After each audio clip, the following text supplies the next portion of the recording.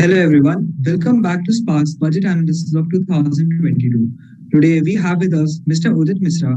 He writes for the Explain page at the Indian Express and also has worked in Business Standards, Mint and Forbes India. An alumni of Delhi School of Economics and has studied journalism from the University of Westminster. We are very glad to have with you, sir, today. Thank you for joining us. Thank you. Thank you for the opportunity.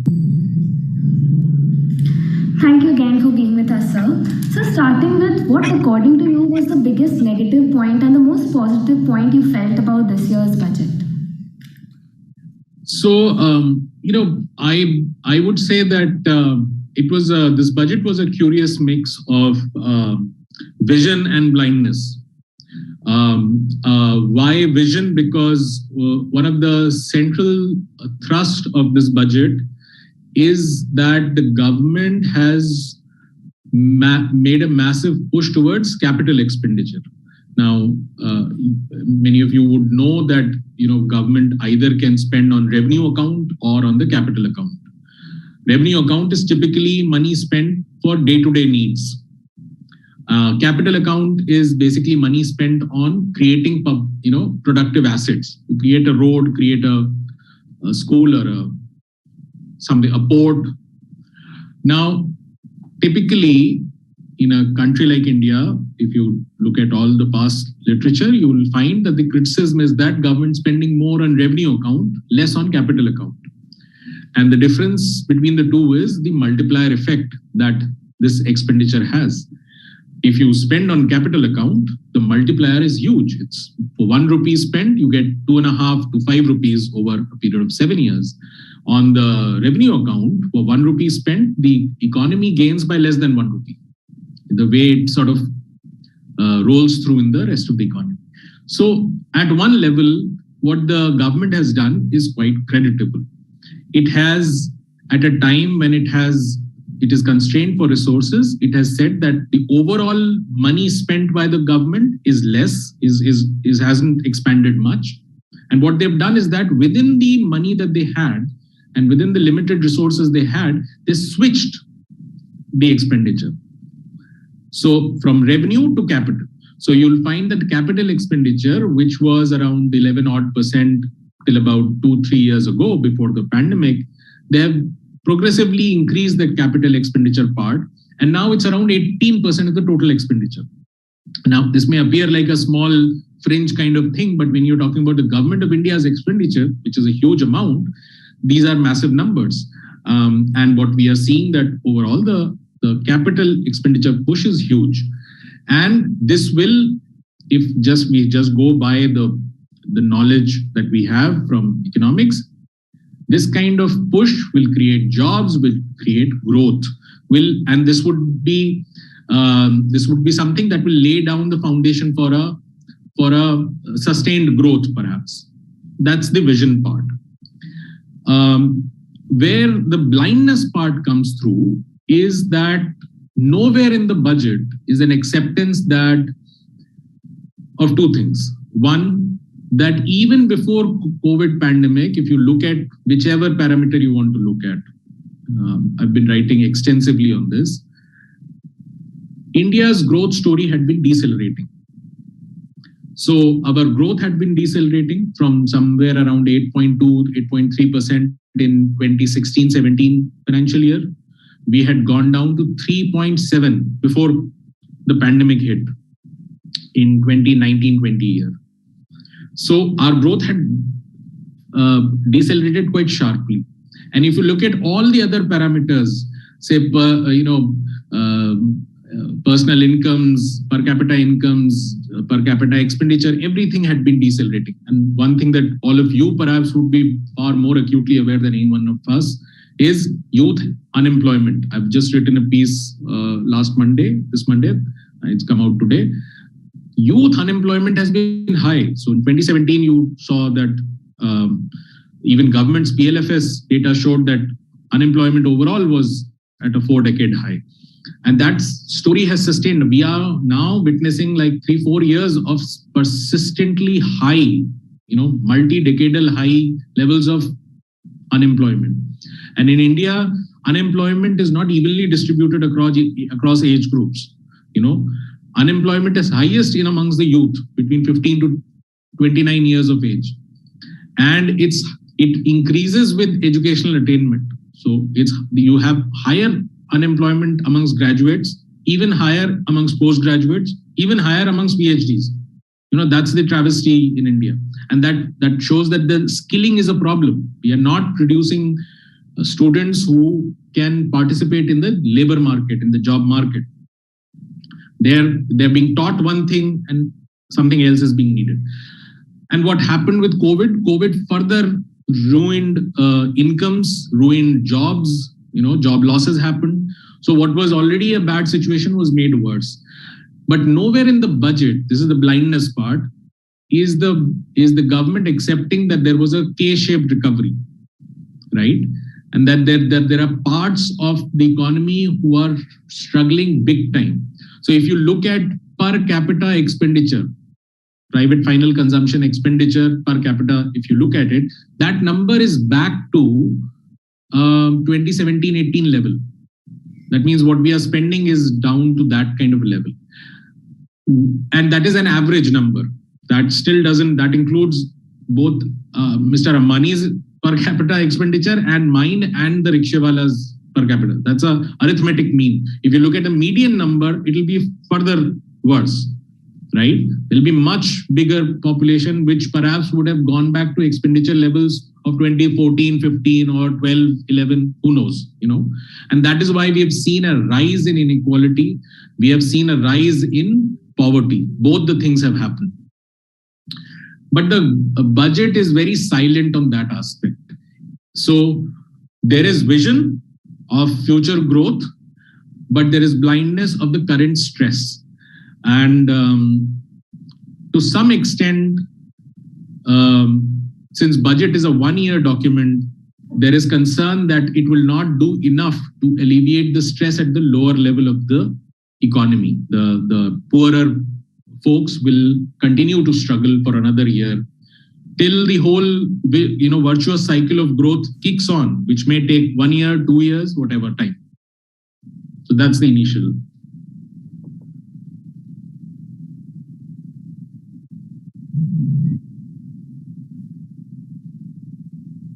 I think you're mute. I can't hear you. Devansh, you can go ahead with the next one. Okay. That was something worth noting, sir. Seeing the position of health and education in our economy, do you think enough allocation has been made to these two sectors, keeping in mind that these were the two most impacted sectors by the pandemic? Yeah, unfortunately, again, on this count, the government has really disappointed. I would like to point out that last year's budget estimates, last year when the budget was presented on February 1st, the health expenditure, the health budget was actually cut by 10%, right? In the revised estimates, that cut doesn't show. Revised estimates show an uptick, but that is because in February, we were expecting that everything is behind us. And then in March, in April and May, right at the start of the financial year, we got hit by the second wave. And so all of a sudden, you had to ramp up the allocations. But what it showed in February last year was that, again, the same blindness part, that you are smack in the middle of a global pandemic and you are actually cutting health expenditure, health budget by 10%. Now, if you look at it in percentage terms, so I was for this session, I was just looking at what percentage of was the health expenditure as a percentage of the total government expenditure before the pandemic and after the pandemic. And let's take before pandemic as the financial year of 1920. That was the last financial year, because the pandemic hit us in a very remarkable manner. It almost coincided with our financial year. March end, it hit us, absolute March end. So if you look at financial year 20, the allocation for health was 2.3% of the total expenditure of government, the central government. Now, if you look at the allocation for FY23, the coming financial year, which would be the first year after this whole COVID, going dipping and recovery, and now we are back to pre-pandemic levels in GDP terms. If you look at the health expenditure there, it has fallen to 2.1%. So, this is 2.1% of the total expenditure. So government is now spending less after the pandemic on health. And this is quite remarkable. So this answers in very unequivocal terms what the government is doing, and often we look at, governments come and go, and every government does that. Every finance minister, every political party does that. They'll come and spin a yarn. They'll give new words, new schemes, allocations being, passed on like, they're being played in a hockey match, the ball is being passed, and you will not be able to figure out what happened exactly. But if you look at the aggregate number, this is what I'm saying, that as a percentage of the total expenditure is come down. If you look at education, pre-pandemic, FY20, the total spend budget allocation for education was 3.4% of the total expenditure. If government spending 100 rupees, 3.4 was on education. Now, post-pandemic, in FY23, that coming financial year, it will spend 2.6 rupees. So it has reduced sharply from 3.4 to 2.6. So again, that answers to you both where the priorities lie. Of the 100 rupees you were spending before pandemic and after pandemic, where are you spending? And one thing I want to point out in this regard is that we often, when we look at budgets, we only look at allocations, and that's very easy way to fool people, because you always say, we have allocated so much money. So first of all, allocations have come down. But in reality, if you look at some of the budget briefs that say the Center for Policy Research comes out, or if then you'll have to read and look at the government accounts, you'll find that to truly appreciate the budget, you have to look at three things. You have to look at the allocation, then you have to look at the money released of that allocation. Not all the money is released by the central government, right? And then you have to look at this utilization. So there are three things. And you often find that of the 100 rupees allocated, only 50 was released, and of the 50 rupees allocated, only 42% was actually utilized. So the actual number which goes into implementation is much smaller than what happens. And I was looking at one of the questions was on Ayushman Bharat. That's a good example to take. You'll find that budget allocations remain, keep going up, but the released amount is, coming down. So the utilization is not there for the scheme. So that is one part on the allocation bit. The other bit that I want to flag for all of you is that both on education and health, it's a traditional problem that we do not, as a government, we do not provide for health and education as much as we should.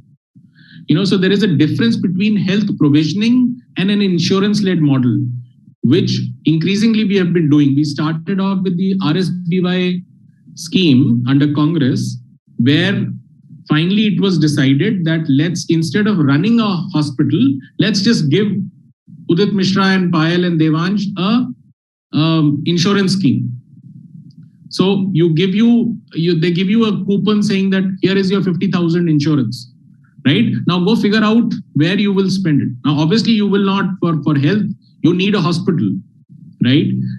If there is no provisioning of a good quality hospital, or if a good quality hospital is very costly because it's in the private sector, or if it's not regulated and it is giving you poor health, that insurance leaflet will not do anything, right? And this is a massive problem. This is a learning that if you look at health in, say, UK, the national health scheme they have, that where the government is providing healthcare, or many of the Nordic countries, as against, say, the US model where money is spent only on insurance. you'll find that health outcomes are better in places where government actually provides health. So even the Ayushman Bharat, the bulk of that thing is essentially an insurance scheme.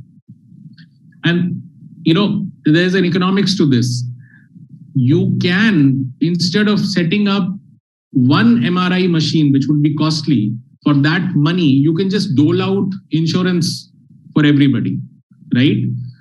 And then they'll have to go to a private sector to get that same MRI done at a much higher cost, right? So government gets away by saying that, listen, we gave you an insurance, everybody is insured now, right? But it's only when you fall ill that you realize that it's really not worth it because, it's very costly or you cannot access it.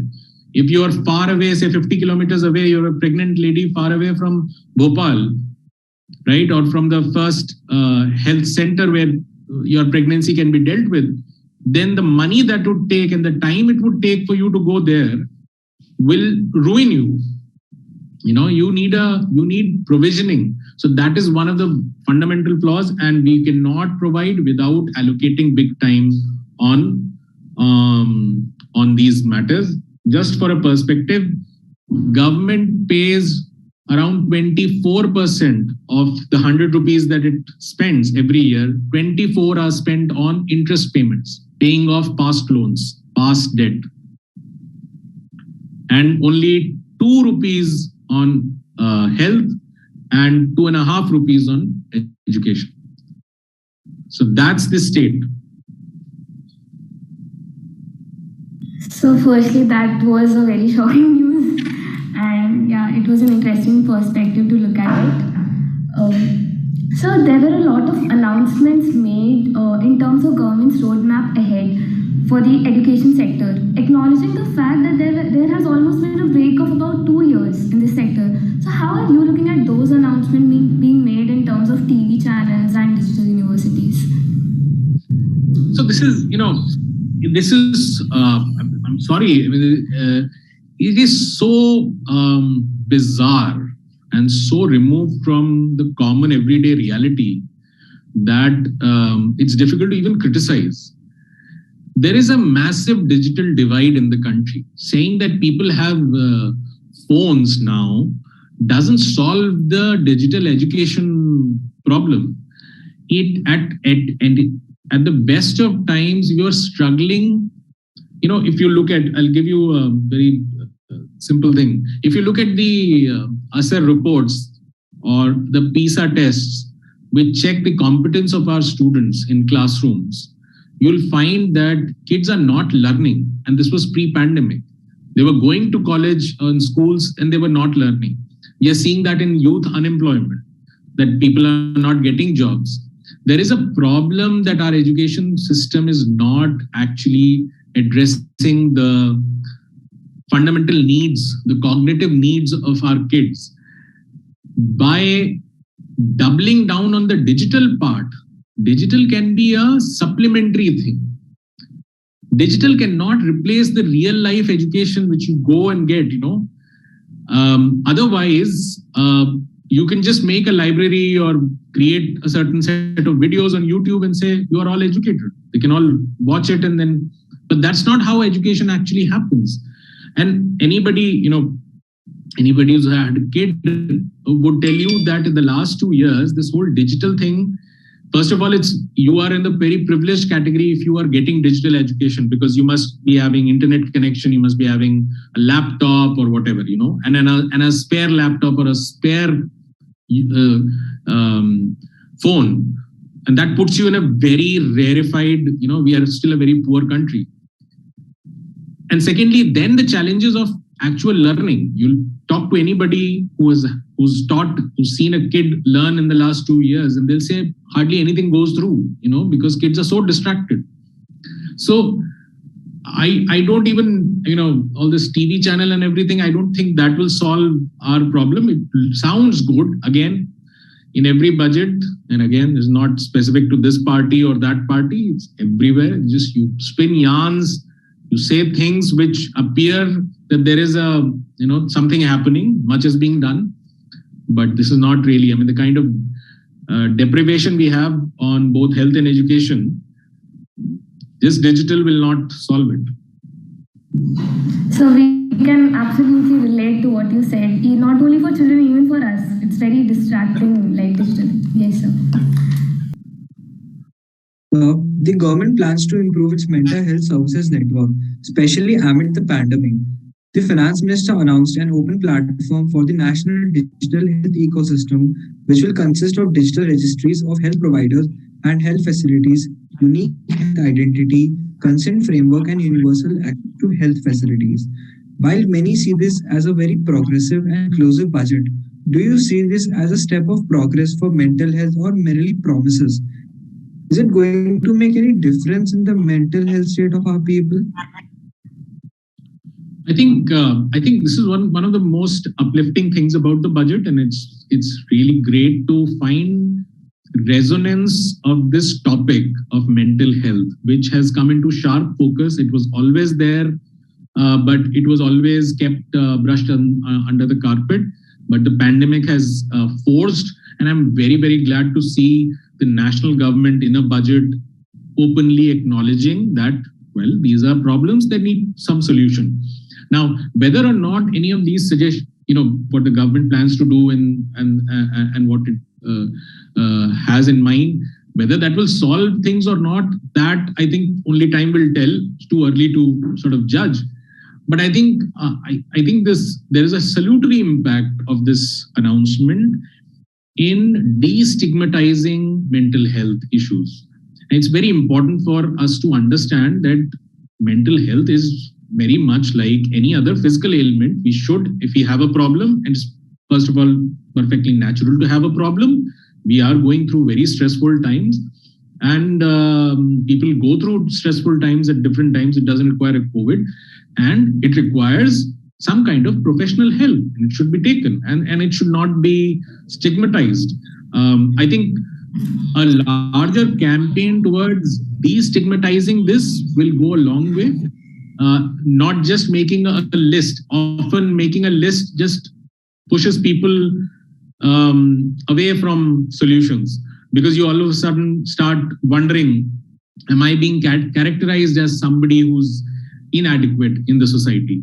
So I would say that anonymity will work better in this, but destigmatizing, talking openly about this, more prominent. If you run a campaign, a public campaign, where prominent people in society, sports stars, film stars, academics, everybody talks about whatever problems they had and how they overcame it, that might go a long way in ensuring people open up. That is the first thing. Most people don't open up to this. So it's, but all said and done, I mean, hats off that they talked about it. Right, sir. Okay. Sir, even after so many years of independence, which implies so many years of planning and so many years of budget, we have still not been able to reduce poverty in our country. A huge population of India still lies under the poverty line, and the pandemic has only worsened the situation. So that's also the case about jobs and employment. So do you think we are doing enough to alleviate and poverty in our country? So the first thing is to understand that if you go back, say 50 years, 60 years, we were a remarkably poor country. We were a remarkably poor country. I was putting together a piece on poverty sometime back when the inequality report had come out. Say even up to 71 or somewhere around that, we had around 55% of our people below poverty line. And when we are talking about Indian poverty, these are Indian poverty lines. These are really abject poverty lines, right? I mean, these are not levels of that we see in the West. So if you think in terms of percentages, again, that piece essentially talked about, I'll send you that piece, but that piece essentially talked on what happened to poverty in India. So from something like 55, now we are down to something like 20, 15, depending on how you look at it. In fact, the definition of poverty itself has evolved.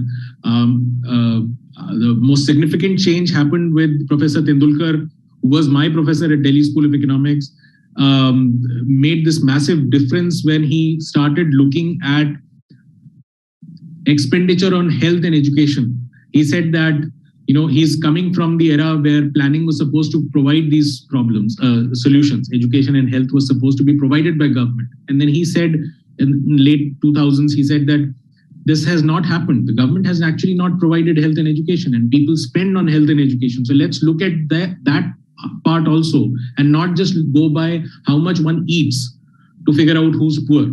So it was a multidimensional approach to looking at poverty. But broader point is that we have reduced poverty, and we have reduced poverty quite sharply post liberalization. So a lot of people who say that liberalization hasn't helped, it's not true. It has helped. It has pulled millions out of the poverty line, right?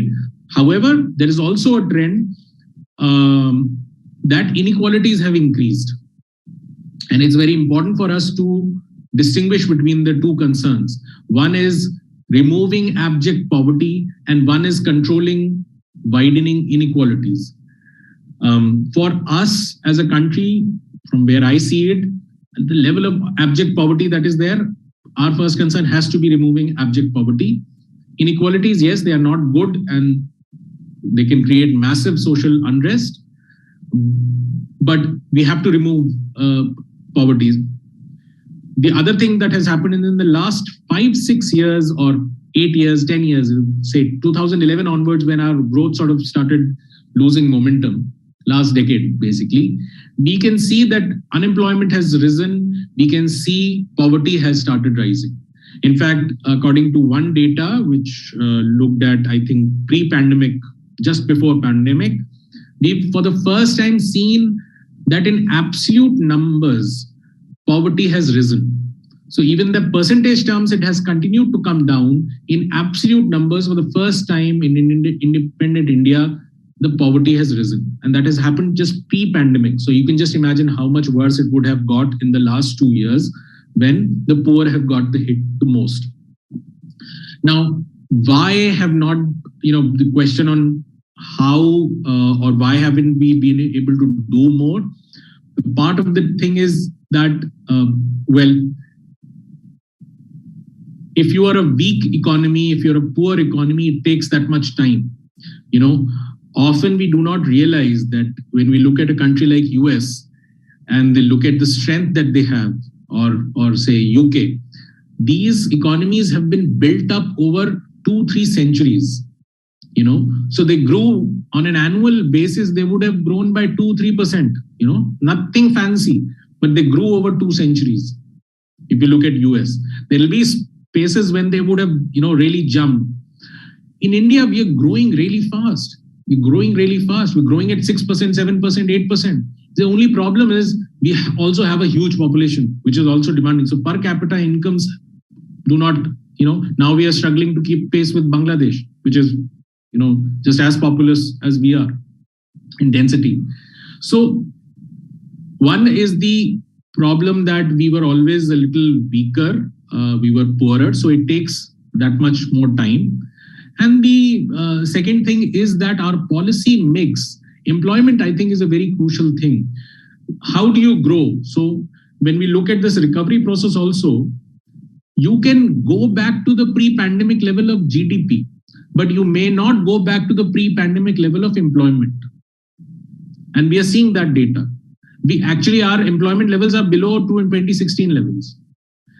The reason is you can, in a big factory, make things of value using machines, and the GDP may increase, but you may not employ enough people. And if you do not employ enough people, the incomes remain low, their expenditures, and so poverty can come through that. So our growth strategy is not as well attuned to employment generation, to income increase, to expenditure increase. That's the problem why we are facing this scenario where poverty is increasing. Right, sir. So there has been a lot happening in the agriculture sector, especially looking at the farm laws, etc. So how do you see this sector, like looking at the budget of this year? So the farm sector is something that, when we started off, we had almost 60% of our GDP coming from farm.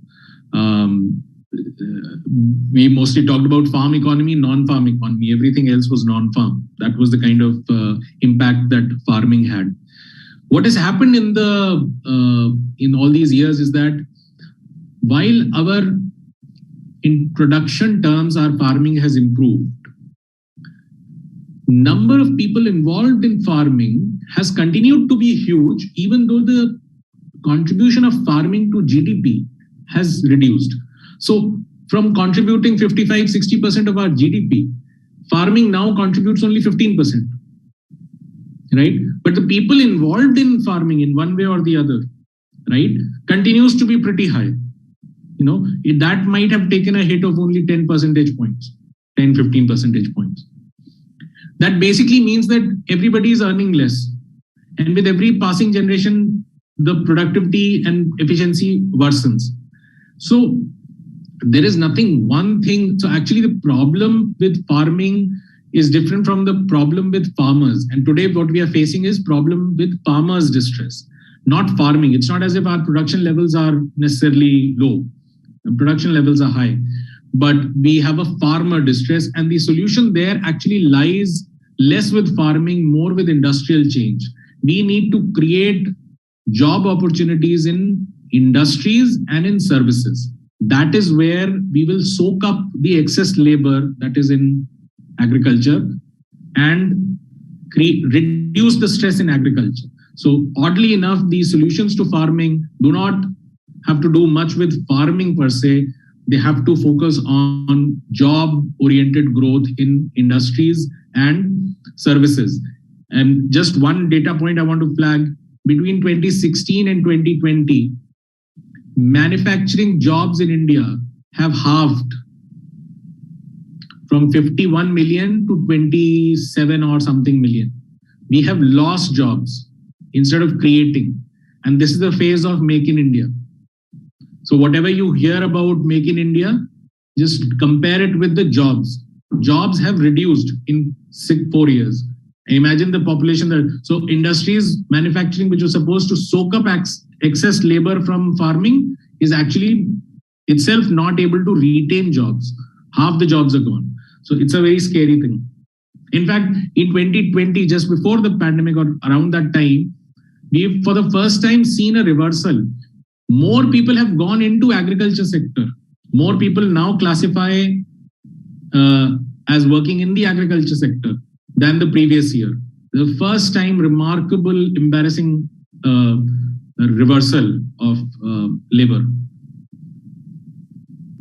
Sir, I guess the reason for the manufacturing sector actually not being able to retain people is more capital employing, like capital machinery employing rather than the labor intensive work. So there are two things. You're very correct in spotting that there is a move towards capital, because industries will choose whatever is most efficient. So they will replace. Now, the other thing is your choices, your policy choices. Why are they doing it? You think of, where do labor intensive manufacturing happens? It happens in leather. Look at what has happened to leather industry in UP. UP is a massive thing. I come from Lucknow. Kanpur is one of the massive centers. UP has lots of leather, this thing. But under the guise of this, cow this and bell that, now you have a scenario where all those jobs have gone. All those jobs have gone. Where you are giving the PLI scheme, look at the PLI scheme. Where is the incentive? Government money, where is it going? Government incentive is going into industries which are capital intensive. Making a phone, you don't need too many people. But making a leather wood. So you should have, as an incentive, if you're going to take tax money and put it somewhere, either for promoting some industry, promote what is labor intensive. No, that will create jobs. If you say no, so what happens is the government looks at GDP. It'll say, we have given this incentive, it has increased the GDP. But everybody's sitting out. Nobody's got a job. Machines are making that. Right. So we have a warped thing. That's why there is this stress. Exactly, sir. Thank you, sir. With this, we come to the end of this session. It was indeed an insightful session. Thank you, sir, for joining us today. We hope that our viewers had a great learning session like we did. Do look out his videos on the channel The Express Economist and his articles named Explain Speaking by the Indian Express, where he explains economy in a very easy language. And also stay tuned for the next video. Do share the video and subscribe to our channel. Thank you. Thank you, sir. Thank you, sir. Thank you, guys. Best of luck.